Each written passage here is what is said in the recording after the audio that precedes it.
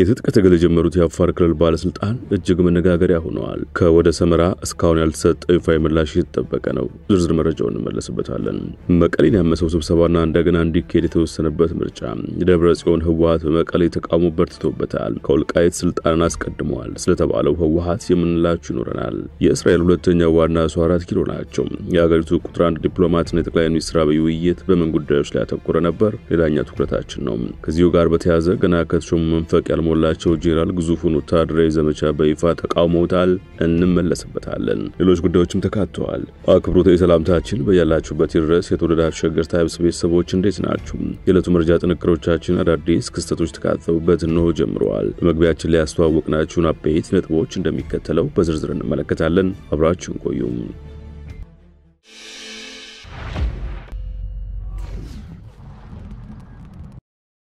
የእስራኤል ሁለተኛው ሰው 4 ኪሎ ናቸው። የሀገሪቱ ቁጥር 1 ዲፕሎማትና ጠቅላይ ሚኒስትር አብይ ውይይት በምን ጉዳዮች ላይ ያተኮረ ነበር? ተከታዩ ዜና መላሽ አለው። ጠቅላይ ሚኒስትር አብይ አህመድ ከእስራኤል ውጭ ጉዳይ ሚኒስትር ጌዲዮን ሳር ጋር ተወያይተዋል። ጠቅላይ ሚኒስትሩ በማህበራዊ ትስስር ገጻቸው ባሰፈሩት ጽሑፍ በኢትዮጵያ ጉብኝት ማድረግ ላይ ካሉት የእስራኤል ውጭ ጉዳይ ሚኒስትር ጌዲዮን ሳር ጋር በኢትዮ እስራኤል ግንኙነት ላይ ፍሬያማ ውይይት አካሄደናል ብለዋል። ሁለቱ ሀገሮች በታሪክ ስረ መሰረት ላይ የተገነባ ረጅም ዘመን የቆየ ግንኙነታቸውን ዛሬም ቀጥለዋል በማለት ገልጸው ዛሬ ትብብራችን በኢኮኖሚያዊ በፖለቲካዊ በዲፕሎማሲያዊ በማህበራዊና በሌሎች መስኮች ላይ ተጠናክሮ ቀጥሏል ሲሉ ነው የገለጹት። የእስራኤል ውጭ ጉዳይ ሚኒስትር ጌዲዮን ሳር ይፋዊ የሥራ ጉብኝት ለማድረግ ትናንት አዲስ አበባ ገብተዋል። ሚኒስትሩ በቆይታቸው ከኢትዮጵያ መንግስት ባለስልጣናት ጋር ውይይቶችን ያደርጋሉ ተብሎ እንደሚጠበቅም የውጭ ጉዳይ ሚኒስቴር መረጃ ያመለክታል።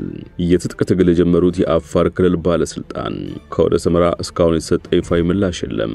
በቅርቡ ወደ ኤርትራ የኮበለሉት የአፋር ክልል ከፍተኛ ባለስልጣን የትጥቅ ትግል መጀመራቸውን በይፋ አውጀዋል። የአፋር ክልል ምክር ቤት አባልና የክልሉን እና ተፈጥሮ ሀብት ልማት ቢሮ ኃላፊ ሀጂ ኢብራሂም ኡስማን ሚያዝያ 11 ቀን 2017 ዓ.ም አጃቢዎቻቸውና ክልሉ መድቦላቸው የነበረውን ተሽከርካሪ ከነሾፌሩ ይዘው ወደ ኤርትራ መኮብለላቸውን በወቅቱ መዘገባ አይዘነጋም። የቀድሞ ባለስልጣን አሁን ላይ የአፋር ብሔራዊ አንድነት አብዮታዊ ግንባር የሚል የትጥቅ ትግልን የሚያካሄድ ድርጅት አቋቁም ያለው ሲሉ ገልጸዋል። በጉዳዩ ላይ እስካሁን በአፋር ክልላዊ መንግስትም ሆነ በፌደራል መንግስት የተባለ ነገር የለም። በአንጻሩ የኤርትራ መንግስት የሚቃወሙና ራሱን የቀይ ባህር አፋር ነጻ አውጪ ብሎ የሚጠራው ቡድን በኢትዮጵያ ውስጥ ትጥቅ ትግል እያደረገ ይገኛል። የዚህ ታጣቂ ቡድን ዋነኛ ፖለቲካዊ ዓላማም በኤርትራ የሚገኙ የአፋር ብሔር አባላትን ነጻ ማውጣት ሲሆን ወደ ኢትዮጵያ መቀላቀልም ሌላኛው እቅድ ነው።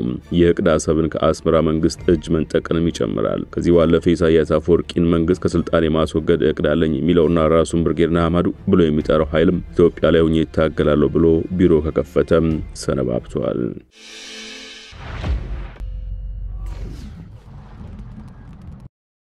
የዕለቱ መረጃ ጥንቅራችን እንደቀጠለ ነው። ወደ ሌሎች ጉዳዮቻችን እናምራችሁ።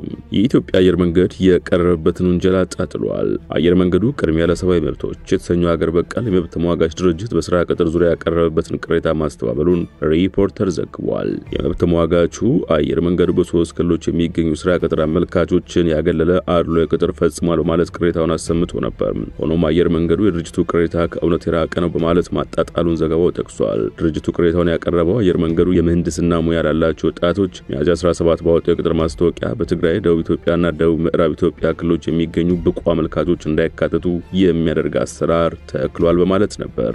የትግራይ ልማት ማህበር ጉባኤ በውዝግብ ሲቋረጥ ምርጫው እንደገና እንዲካሄድ ትዕዛዝ ተላልፏል። የሲቪል ማህበረሰብ ድርጅቶች ባለስልጣን በትግራይ ልማት ማህበር ትልማ በቅርቡ በመቀሌ ከተማ ያካሄደው 12ኛ ጠቅላላ ጉባኤ በከፍተኛ የአፈጻጸም ችግሮች ምክንያት መጠናቀቁን አስታውቋል። በተለይም የስራ አመራር ቦርድ አመራሮችን ለመምረጥ በተደረገው ሂደት ላይ በተፈጠረው አለመግባባት ጉባኤው ያለ ስምነት በመቋረጥ ባለስልጣኑ አዲስ ምርጫ እንዲካሄድ አዟል። ባለስልጣኑ ባወጣው መግለጫ እንዳመለከተው ጉባኤው ከመጀመሪያው ጀምሮ ተሳታፊዎችን በመምረጥ ረገድ ጉልህ የሆኑ ችግሮች ታዩበት ሲሆን ይህ ጉዳይ ለትልማ አመራሮች በተደጋጋሚ ቢገለጽም ጉባኤው በዚሁ ችግር ቀጥሏል። የጉባኤው መጨረሻ አጀንዳ የነበረው የስራ አመራር ቦርድ ምርጫ ላይ ተሳታፊዎች መካከል መግባባት ሳይፈጠር በመቅረቱ ጉባኤው ያለ ስምነት የተቋረጠ ሲሆን የተወሰኑ ተሳታፊዎችም ጉባኤውን ጥሎ መውጣታቸው ካፒታል ከመግለጫው ተመልክቷል። ባለስልጣኑ ይህ ሁኔታ ማህበሩን ወደ መከፋፈል ሊያመራና ለህብረተሰቡ የሚሰጠውን ጥቅም ሊያስተጋጉል እንደሚችል በመገንዘብ የስራ አመራር ቦርድ ምርጫው በአስቸኳይ እንዲስተካከልና አስፈላጊውን እርማቶች እንዲደረጉ ባለስልጣኑ አሳስቧል።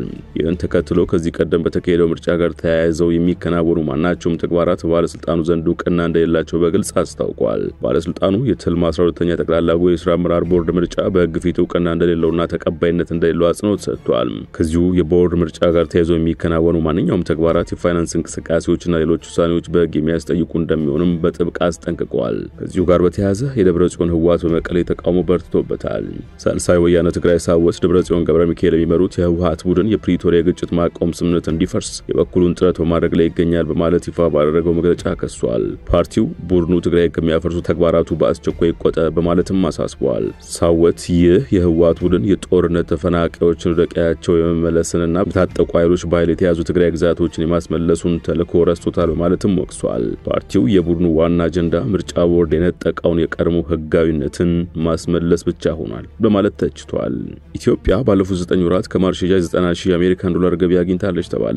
ኢትዮጵያ በ2017 በጀት ዓመት 9 ወራት የተለያዩ የእንስሳት ምርቶችን ለሽያጭ ማቅረቧን የእንስሳት ልማት ኢንስቲትዩት አስታውቋል። የኢንስቲትዩቱ ዋና ዳይሬክተር አስራት ጤራ ለብስራት ሬዲዮ እንደተናገሩት በዚህ ጊዜ ውስጥ 6 ቶን የማር ምርት ለሽያጭ ማቅረብ 90,000 የአሜሪካን ዶላር ገቢ ተገኝቷል።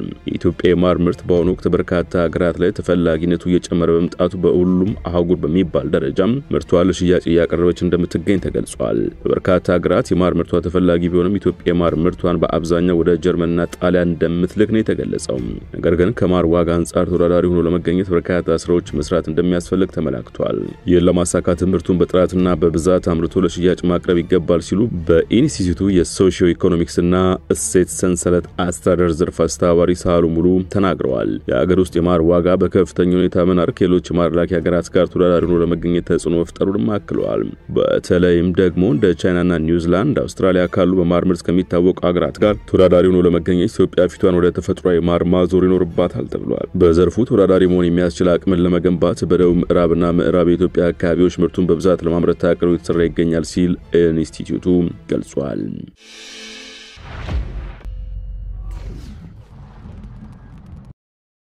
የዕለቱ መረጃ ጥንቅራችን ቀጥሏል። ወደ ውጭ ጉዳዮች እናምራችሁ። ሱዳን ከኢትዮጵያ ለምትገዛው ኤሌክትሪክ ኃይል በምትኩ ፔትሮሊየም ለማቅረብ ከስምምነት ላይ እንደደረሰች የሀገሪቱ ኢነርጂ ሚኒስትር ማረጋገጣቸውን የሱዳን የዜና ምንጮች ዘግበዋል። ኢትዮጵያ ሱዳን ጦርነት ላይ ያለች ኤሌክትሪክ ኃይል ስታቀርብ መቆየቷ ይታወቃል። ሆኖም ሱዳን ባለፉት 2 ዓመታት ከኢትዮጵያ ለገዛችው ኤሌክትሪክ ኃይል ገንዘቡ እንዳልከፈለችና ወደ ሱዳን የሚላከው ኤሌክትሪክ ኃይል መቀነሱን የኢትዮጵያ ባለስልጣናት ካሁን ቀደም ተናግረው ነበር።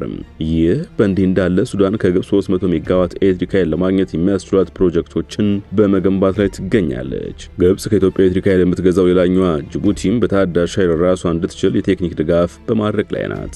ገና ከተሾሙ መንፈቅ ያልሞላቸው ጄኔራል ግዙፉን ወታደራዊ ዘመቻ በይፋ ተቃውሞታል። የእስራኤል ጦር ጄኔራል ናቸው በጋዛ የጦር ዘመቻ መቀጠላችን እንደሚያስከፍለናል ሲሉ ያስጠነቀቁት። የእስራኤል ጦር ኃይል ዋና ጄኔራል ያያር ጎላን በኤክስ ላይ በለጠፉት መግለጫም በጋዛ ወታደራዊ ስራዎችን ለማስፋፋት የተደረገው ውሳኔ የእስራኤልን ደህንነት ለመጠበቅ ሳይሆን ኔታንያሁንና ጽንፈኛው መንግስት ለማዳን ነው ብለዋል። የተቃዋሚ ዲሞክራት ፓርቲ መሪ ሆነው የሚያገለግሉት ጎላን የእስራኤል ወታደራዊ ሚና የእስራኤል ዜጎችን መጠበቅ እንጂ የፖለቲካ ግቦችን ማገልገል አይደለም ብለዋል። በመንግስት ህልውና ስም የጋዛ ሰርጥ ወረራ ደም ያስከፍለናል፣ በምርኮኞች ህይወት፣ በወንዶችና በሴት ወታደሮች ህይወት፣ ከሁሉም በላይ መንገዳችን በማጣት ዋጋ ያስከፍለናል ብለዋል። ኔታንያሁና የጦር ካቢኔያቸው ዩናይትድ ስቴትስ ፕሬዝዳንት ትራምፕ በአካባቢው ሊያደርጉት ከሚችሉት ጉብኝት በኋላ የጋዛ ጥቃት እንዲስፋፋ ማጽደቃቸውን የእስራኤል መገናኛ ብዙሃን ዘግበዋል። በቀጠለው ግጭት የተባበሩት መንግስታት ድርጅትና መንግስት ያልሆኑ ድርጅቶች ለጋዛ ሰብአዊ እርዳታን ለማስተባበር በጋራ ለሚሰሩ ስራ እስራኤል ሰብአዊ ቡድኖችን እርዳታ ለማድረስ ያለውን እቅድ ውድቅ ማድረጓን ተናግረዋል። የህክምና ምንጮች ለአልጀዚራ እንደተናገሩት በጋዛ ካን ዮኒስ የእስራኤል ተከታታይ ጥቃቶችን ተከትሎ በርካታ ሰዎች ተገድለዋል እንዲሁም ቆስለዋል። በጋዛ ከተማ አቅራቢያ በሚገኘው ቱፋ ሰፈር የሚገኙ ፍልስጤም የአደጋ ጊዜ ሰራተኞች የእስራኤል ኳድኮፕተሮች ጥይት መተኮሳቸውን በመግለጽ ቀደም ሲል የእስራኤል ጥቃት ተከትሎም በፍርስራሽ ውስጥ ተቀብሯል የሚባሉትን 25 የሚደርሱ ሰዎችን ለማዳን የሚያደርጉትን ጥረት እንዲተው አስገድዷቸዋል ተብሏል። ጥንቅራችን አበቃ። በያላችሁበት ሰናይ ጊዜ።